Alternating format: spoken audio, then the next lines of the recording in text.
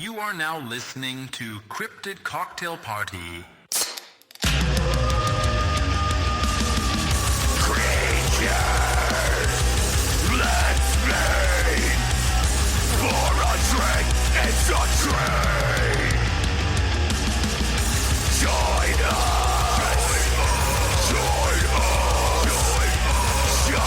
us in the fight. Cryptid Cocktail Party. Cryptid Cocktail Party. Hey everybody, welcome back to another episode of Cryptid Cocktail Party, a show where we have a few drinks, share a few laughs, take a dive into the unknown. I'm your host, Dave, joining you once again, and joined as always with me. I fucked that up, but anyways, hey Sarge, what's up, man? What's going on? No longer Brother Sarge. We're not going to be talking about Jesus on this episode. And we're going to be talking about Jesus on this episode, so buckle up and grab your communion wafers. It's going to be a hoot. We're not going to be talking about Jesus, but fuck, dude, I fucked that intro. It's, you know, I was gone last. I'm rusty. You're rusty. I think that's what and that's it is. okay. Yeah, you're a rusty trombone, but we can keep going. Just want to say, before we start, I want to say thank you to Sarge and Maynard and Laura for holding it down while I was gone. I was I was looking at dinosaurs. You were looking at dinosaurs. You were in a pilgrimage to disprove Genesis in the Bible. Yeah, I got real autistic with it too. I was so fucking hyped when I went there. It was bananas. It was you can't help it. You can't. Everybody has their thing. My son has trains. He's very into trains. I have Lego. And if this camera were to pan around the room, you would see that I've wasted much of my life, but I enjoy it. Yeah, and that's the important thing. We went to it was Edelman's Fossil Park in museum. Oh, cool. It's in New Jersey, and it's behind a Home Depot, which is fucking wild. But, so you're mostly just finding the fossils of mob victims. No, it's like apparently where we were, like they discovered a fucking new species of dinosaur, and there's a quarry you can go in and. Not a new species. It was new at the time that they discovered it. Right. I know what you mean. Yeah. There's like a quarry you can go in and you can like dig for fossils. Unfortunately, we didn't realize it when we went because we went opening day, but apparently that doesn't start until May. It's like May through October. You can actually go in, but luckily we got a membership, so we can go whenever we want. Yeah. Yeah. But it was really cool. I learned a lot about apparently the there's like mosasaur that they found in there, like the big. Do you get to keep the fossils that you find? Do you have to like turn them in at the end? I think you can, as long as it's not like groundbreaking. You know what I mean? Like, yeah, which is fine. Yeah. It's like the Indiana Jones. Like if you find like a little something, you can, but if it belongs in a museum, they're probably going to be like, you can't. I'm like, all right, look, if this is groundbreaking, I just want you to name it after me. Yeah, dude, it was Sargosaur. So they have like, obviously they have like some like full skeletons and stuff like that. They got bones all throughout, but it's mostly just like a museum, as in like they do like it's like not statues. I don't know what you call them. Paleontology art, where it's like just dinosaurs and shit. Exhibits. Yeah, it's an exhibit of a dinosaur. And the first thing you see when you walk into like the exhibit is like a big sauropod, whatever they're called, brontosaurus thing. Oh, very cool. And it's like there's like a T-Rex or something on the ground. And like, oh, cool. And then you look closer. The fucking sauropod is fucking crushing the T-Rex's neck with its foot. That's even better. Just That's so awesome. What is happening here? And then there was I got to see T-Rex poop, fossilized T-Rex poop. That was pretty cool. Nice. Was there corn in it? No, but I found out about meat buoys. I think I sent you the. Yes. Basically, a dinosaur dies on the beach. It gets washed out into the ocean, where it just sits there, bloats, and then it sinks to the bottom of the ocean. And they showed like a decomposing T-Rex that's supposed to be like underwater with a bunch of like sharks eating it. And then on the base of it, there was like its severed leg was on the ground with a bunch of crabs all over it. It was a wild exhibit, dude. It was pretty cool. This is the 8-year-old me's dream visit. Like, there's no better museum for the 8-year-old version of me, or honestly, frankly, the slightly older, decrepit version of me that I currently inhabit. Oh yeah, almost 40-year-old Dave was like a child there. It was I would have been in the gift shop immediately. The gift shop, not gonna lie, this is the best part of the museum. This one sucked, dude. There was nothing good there. I did get a book though. Give it time. Maybe the gift shop will get better when you go back in May to dig up more fossils. I learned that hiccups are a like an evolutionary thing from when we had gills and lungs, and that they would close off their lungs so they could breathe underwater when they went. You know what I mean? Yeah. And it's still in us, and it just randomly triggers. So it's from when we used to have gills, like when we came out of the. Holy shit! I hated that fact. I was not a fan of that. I don't know how to feel about that. Yeah, it made me feel a lot of things all at once. It was not great. Yeah, I don't like that. Yeah, no. If anyone's ever in Jersey, definitely go check out Edelman's Fossil Park. It's really cool. It's nice. Not a sponsor, but could be. Yeah, it's behind the Home Depot.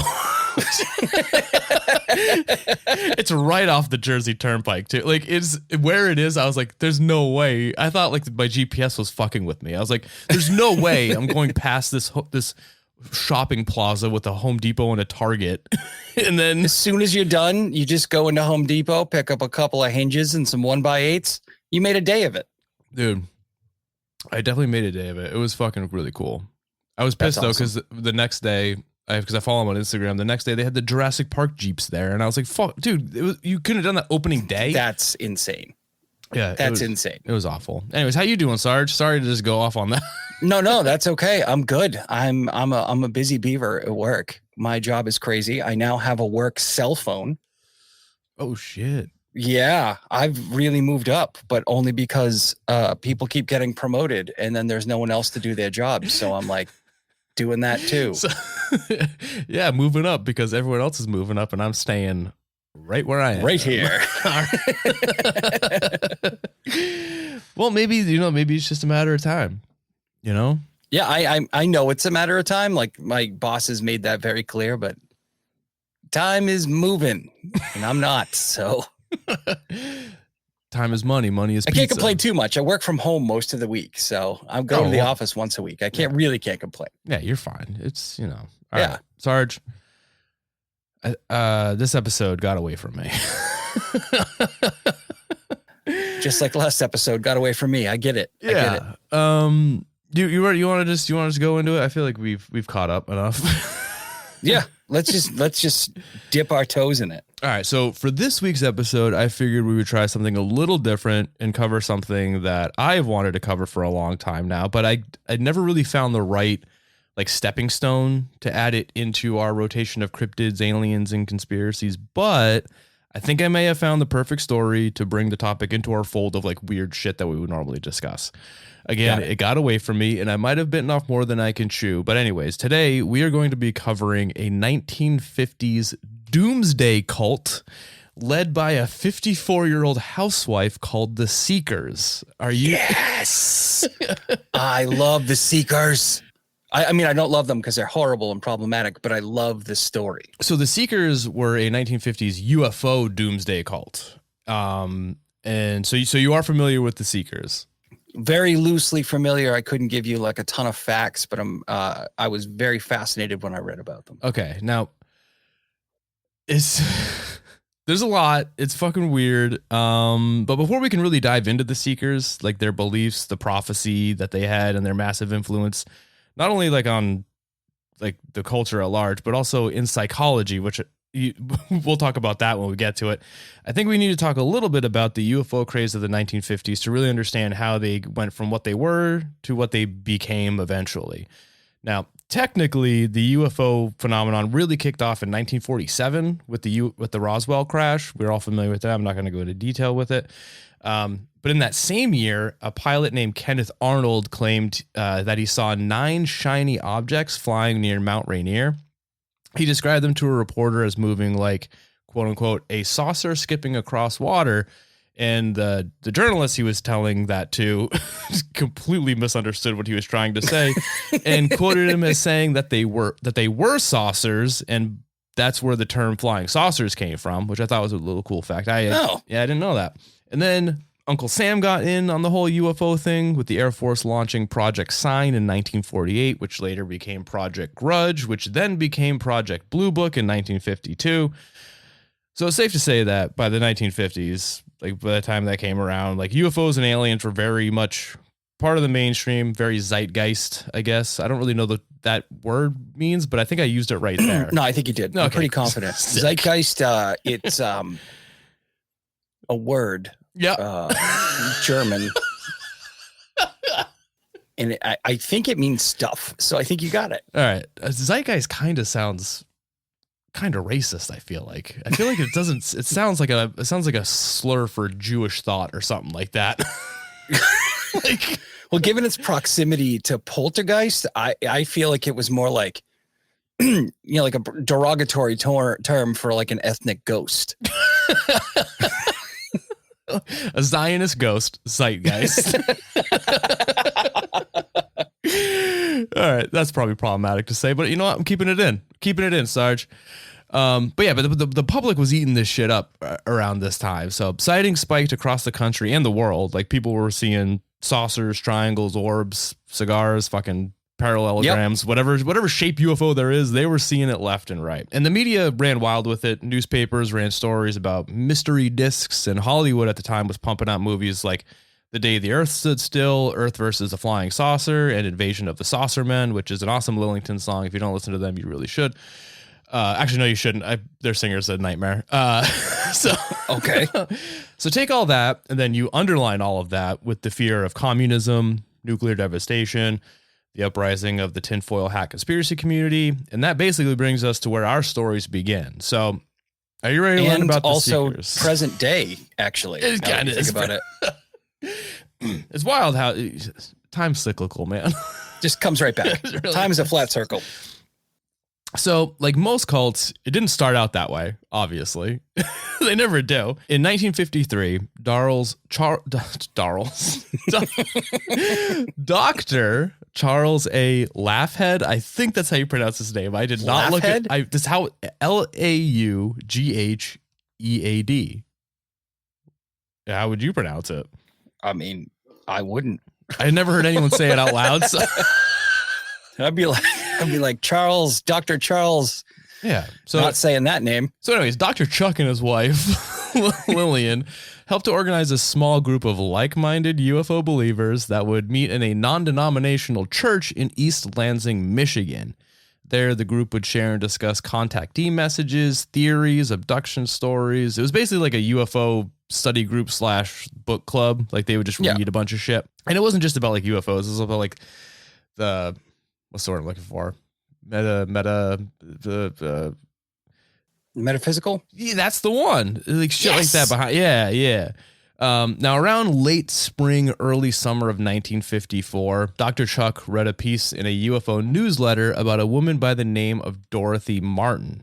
Dorothy was a 54-year-old housewife in Oak Park, Illinois, who was gaining some underground attention for her claims that through the act of automatic writing, which if you don't know what that is, it basically means like you kind of just turn off your brain for a minute and another entity will write for you. We call that ChatGPT. So through the act of automatic writing, she was receiving messages from an advanced and benevolent race of extraterrestrials that she referred to as the Guardians, and they hailed from a distant planet called Clarion. You good so far? I mean, I'm as good as I'm going to get on this. Pretty much. Now, intrigued by this claim, Dr. Chuck reached out to Dorothy, and it's unclear how or exactly when they actually linked up. It was either through letters or like a UFO event. I don't know, but the first face-to-face encounter with Dorothy likely happened later, like that year, when they made the drive from Michigan to Illinois, and they immediately hit it off. They kept in contact, visited regularly, and eventually what followed was a merging of circles. So his group out in Michigan linked up with her and her weird... They was like peas and carrots. Yeah, so basically this loose network of believers converged into a single group that they dubbed the Brotherhood of the Seven Rays, but they were more commonly referred to as the Seekers. They don't really say. It's like truth seekers, I assume, is what that name Or came it from. could have been the Who song of the same name. They call me the Seeker. I didn't leave you hanging there. I was taking a sip of beer. No, you were taking a sip. No, There was you sounded so upset that you brought that up. No, you sit in your shame, Sarge, all right? they're fine. Sorry. It could be. I mean, honestly, dude, were the 50s? Where's the Who wasn't around? Oh, the Who were the 60s, so no. Yeah, I don't know. Now, at first, like a good cult should, they kept a low profile. But not too long after the groups merged into one, Dorothy's messages from the Guardians started to escalate. So through her automatic writing, she got a call from an entity that I guess, like, this is an entity that she was like in frequent communication with, I guess. And that that entity's name was Sananda. Got it. Sananda, who was essentially alien Jesus, or at least that's how Dorothy kind of equated them. I don't know. Anyways, so alien Jesus warned her that on December 21st, 1954, the United States would be ravaged by a great cataclysm. The prophecy described a massive earthquake and a colossal tidal wave that would annihilate most of North America and all life in the infected area, starting in the Midwest, which I don't know how. Yeah, how do the tidal wave would have to be very big. Well, the Great Lakes are huge, man. Maybe. I don't know. But anyway, so following that initial destruction, further worldwide calamities would occur all the way into 1955. So you got earthquakes, tsunamis, volcanic eruptions, and eventually just a mass extinction of everything on Earth, bringing about the end times. Well, that's sad. Well, don't be sad for too long, because luckily the Guardians didn't just bring a message of doom. They also offered salvation. They told Dorothy that there was a rescue plan, but only for those who truly believed. They Gotcha. They told her that in the final hours before the disaster, flying saucers would descend to safely evacuate the faithful and transport them back to their planet of Clarion. It's an alien rapture. Gotcha. That's alien Jesus, all that stuff. That's a little picky, don't you think? What do you mean? Isn't that true? They're like, well, you got to believe in us, or you can go fuck yourself. Like, that's petty. Is that not how religion works, though? Isn't that the whole point of the rapture? Yeah, it's all petty. It's bullshit. Well, yes. Well, yeah. If we know anything about God, he's pretty petty. Yeah, he's kind of a douche. Yeah. Now, also, I just realized this, and I don't know.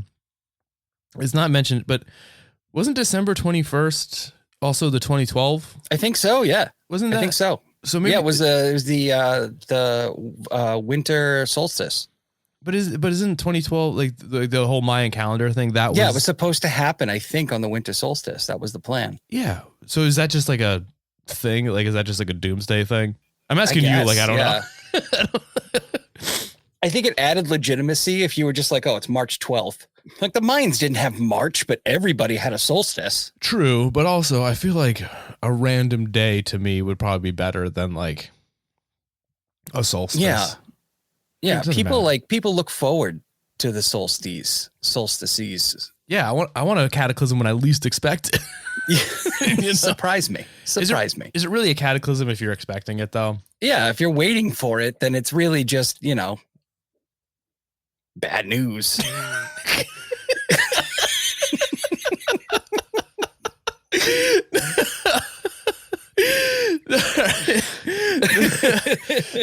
All right. Now, by December, which is only a few months, if that, from when the warning was given, like, this is all happening within the same year, within months of them joining up, like, which is kind of wild. But anyways, by December, the group was fully committed at this point.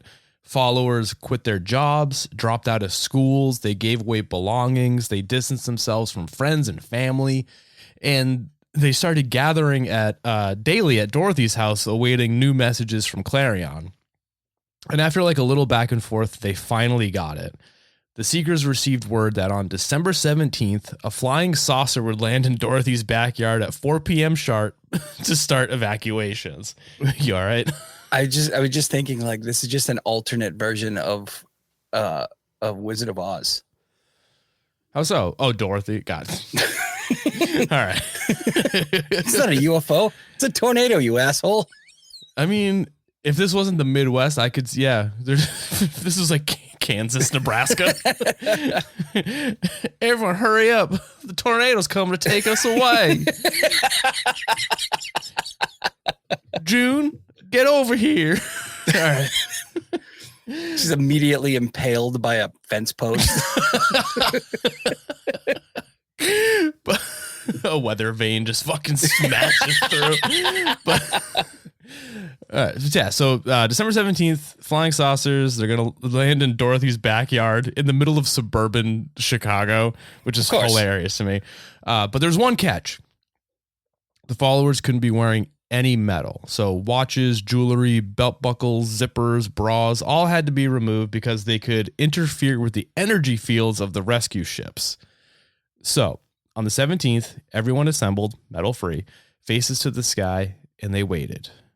And they waited, and they waited some more. And then by 5:30, everyone realized it just wasn't happening. So dejected and bummed out, they eventually just went back inside the house. Then, just as all hope was lost, another message came through. Sarge.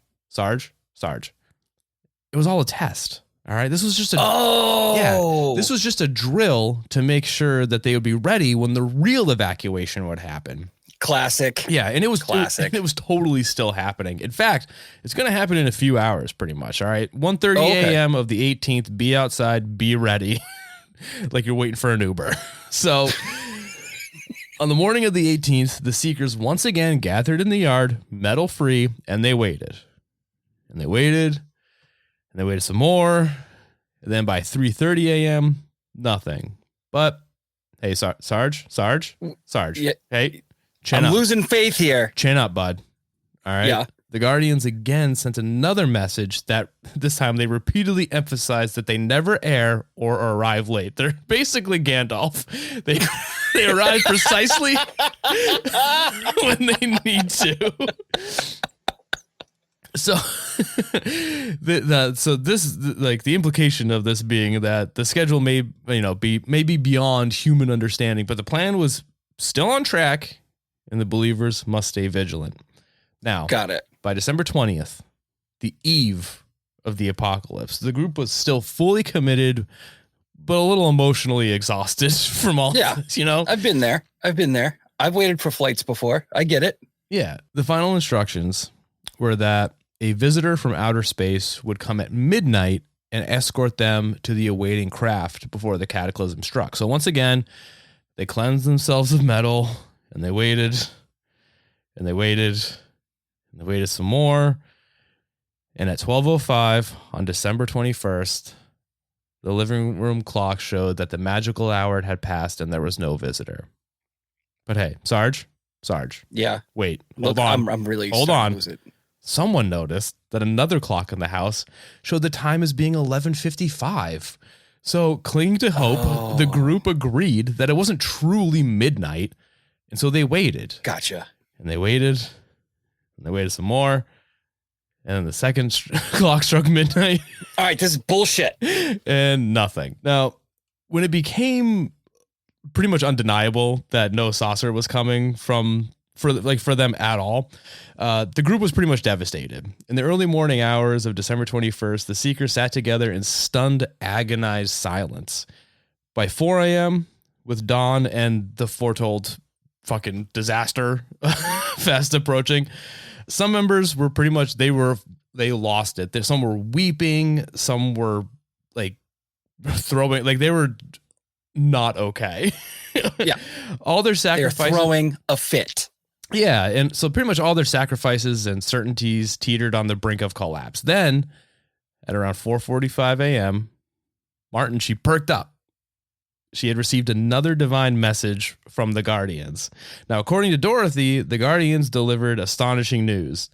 This cataclysm, this promised apocalypse, had been called off. The Earth was spared at the 11th hour by the intervention of a higher power. And the reason for this, Sarge, can you guess what it is?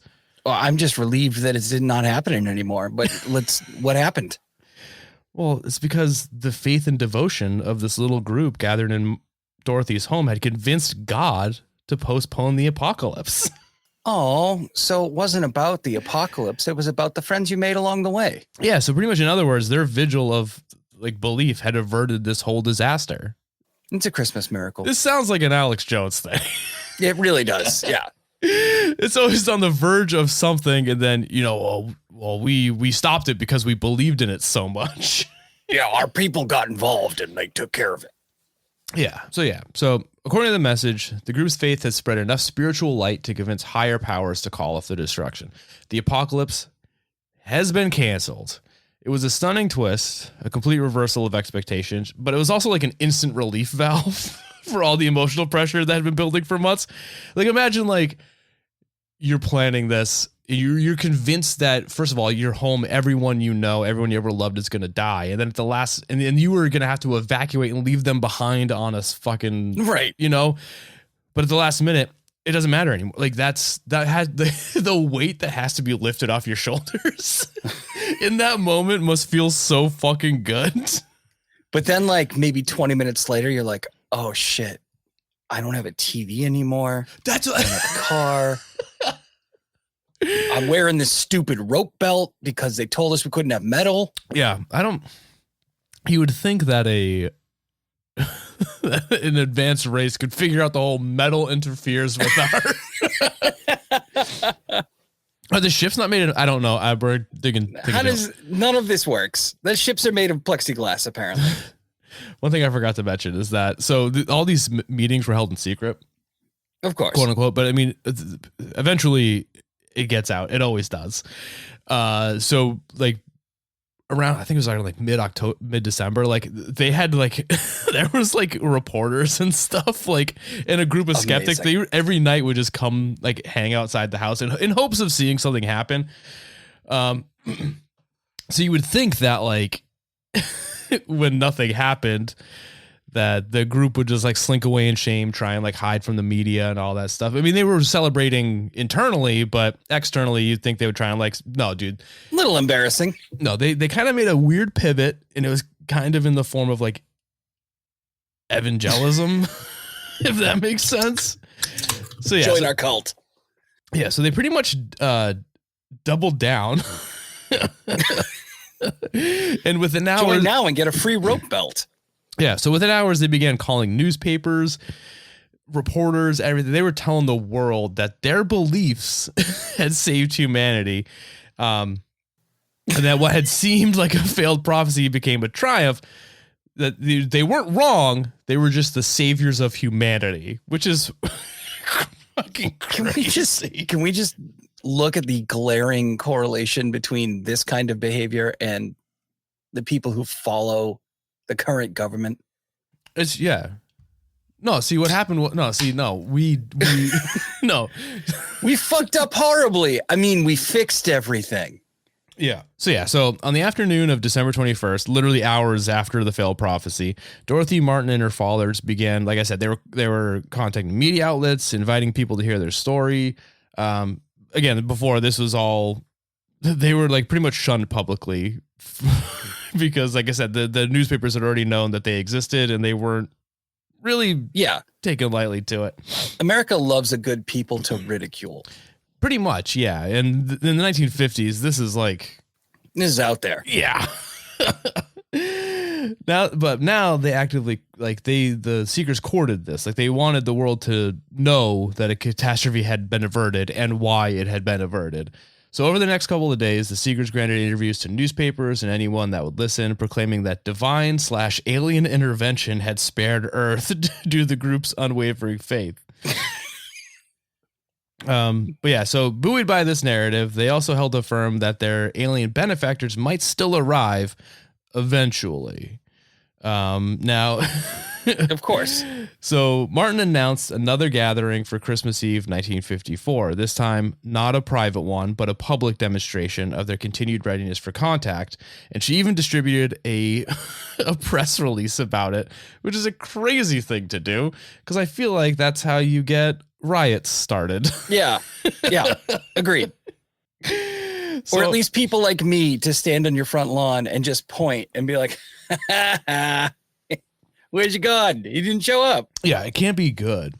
So on December 24th, 1954, the remaining seekers, again, I say remaining, there's just a small handful. There wasn't a lot to begin with, but after the first failed, like I would have been gone after the first ship didn't arrive. Yeah. I'd be like, all right, guys, I gotta go buy back my bicycle. I don't remember. I think at most, I think it was just like a couple dozen people. Like it wasn't a lot to begin with, but I feel like now we're just Now it's like 7 guys. This is a bare bones cult. It's not. Yeah. It's not Jonestown by any stretch of the imagination.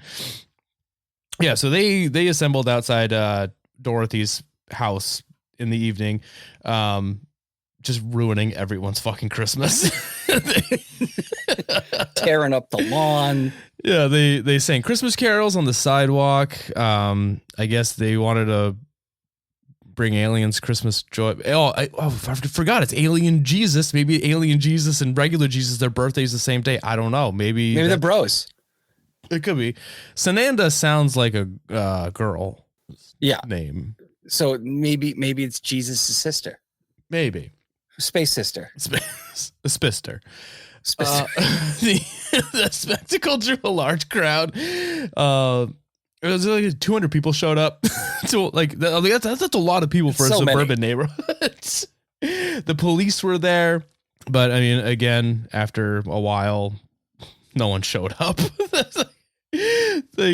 So everyone's just like, whatever. Just a waste of resources. Yeah. So following this fiasco, failed prophecy, the Seekers disbanded within days. Many members, especially like the fringe groups, like because there was like a group of like firm believers, and there was like people on the outside who were kind of like, oh, this is kind of cool.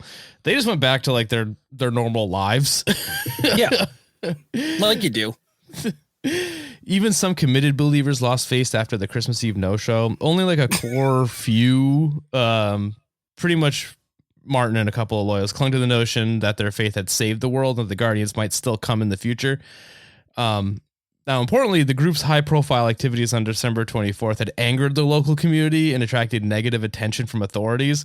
The caroling gathering became unruly at one point due to the large number of gawkers.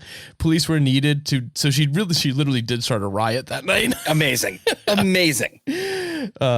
Oak Park's police chief, Thomas Kieran, considered the entire episode a public disturbance, and in the immediate aftermath, he weighed charging Dorothy Martin with inciting a riot and contributing to the delinquency of minors because neighborhood children had been exposed to her fantastical predictions and lost sleep from fright. Amazing. And on December 26th, warrants were reportedly prepared for the arrest of Martin and Dr. Chuck on those two charges, but they did avoid legal action. Dorothy's husband, who had not been involved in the cult, I don't know how he just let this shit slide. He intervened, and he agreed to have Dorothy undergo psychiatric evaluation and care outside of Illinois, persuading authorities to drop the charges. So essentially, Dorothy was sent out of state, temporarily institutionalized instead of being prosecuted. Dr. Charles faced his own reckoning. He lost his university job after the affair, and in early 1955, he was briefly taken for psychiatric examination as well. Amazing. It's just so good. But they found out that he was not legally insane, just intensely mistaken in his beliefs. This case is wild. All right, so you want to dive into what really happened after this whole thing? Yes. All right. So in the fall, before this whole UFO is going to come and kill everyone type thing, 3 researchers had secretly embedded themselves within the group in the fall of that year. Oh, God, yes. Leon Festinger, Henry Riken, and Stanley Schachter. And in 1956, the three researchers published this book called When Prophecies Fail, which was a groundbreaking book that chronicled the entire saga of the Seekers. Now, their goal wasn't just to like document a strange UFO cult.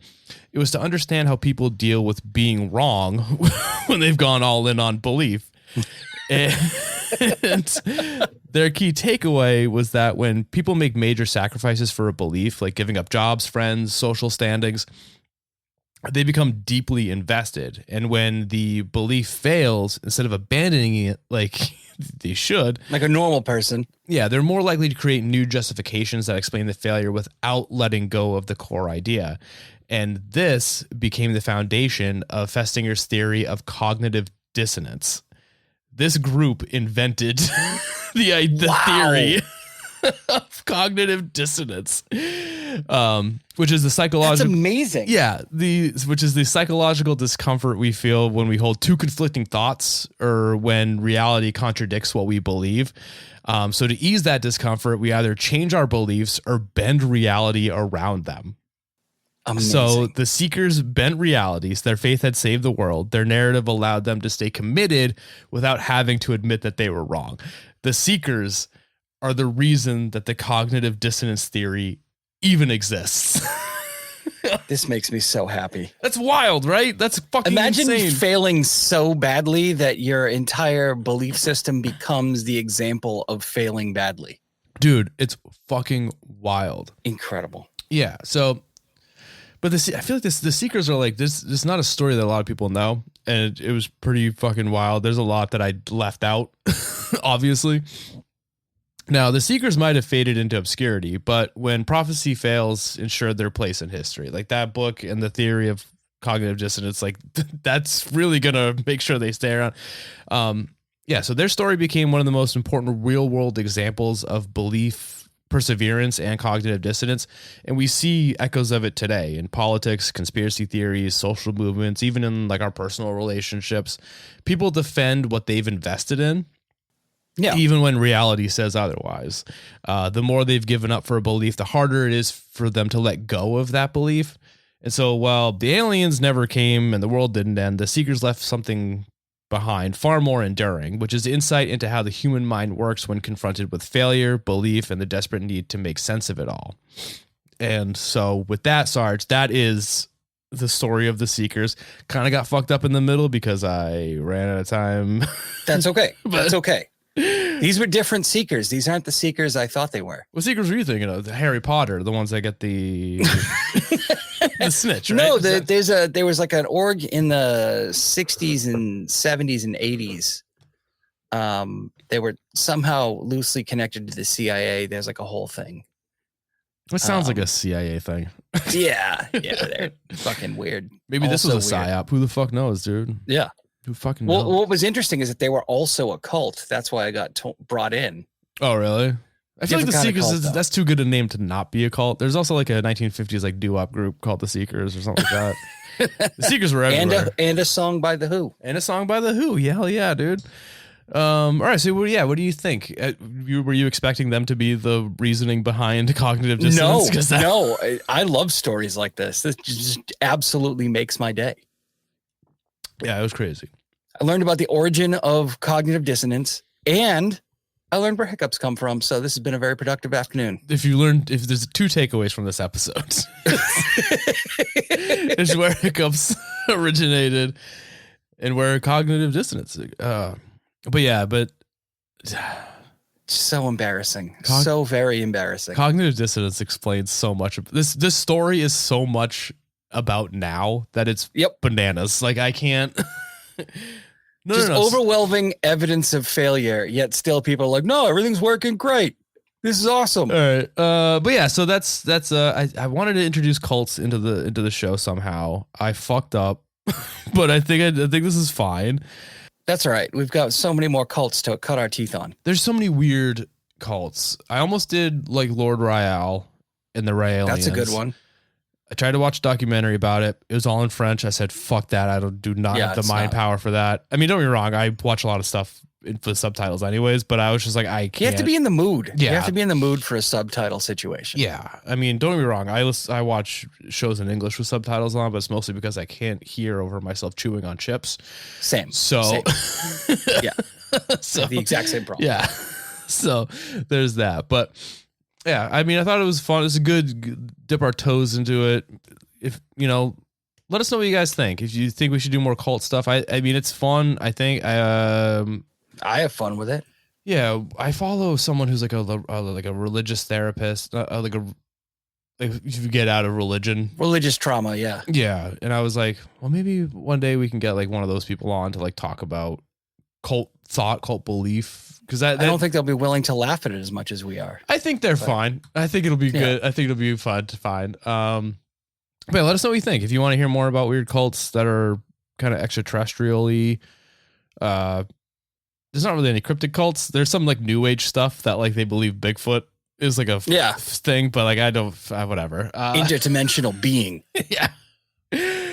All right. So yeah, that's the episode. Thank you so much for listening. Sarge, you got anything you want to plug before we sign off?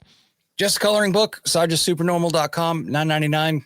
It'll make you feel a little bit better about how terrible America is right now. Will it though?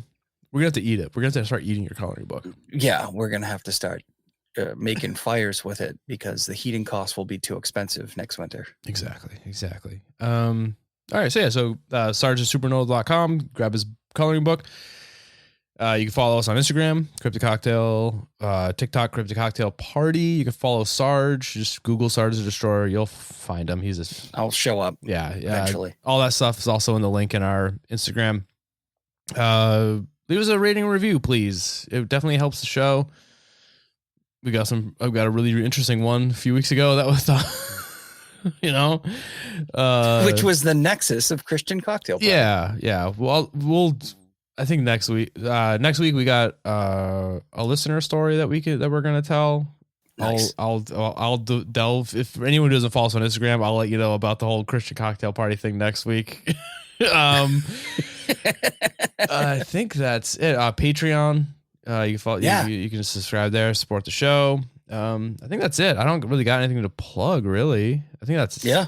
I think that's it. That's good. Oh yeah, and sorry for all of you that got fooled by the the Eyes beer. of the Mothman. I got so many messages about that, dude. I made it sound too real.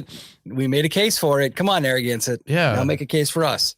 I made it sound too real. People got real bummed out about it. Even my brother was like, "Fuck you, I'm following you now." I was so disappointed. All right, Sarge, with that out of the way, as usual, would you like to say goodbye and I love you to the audience? Goodbye, and I love you.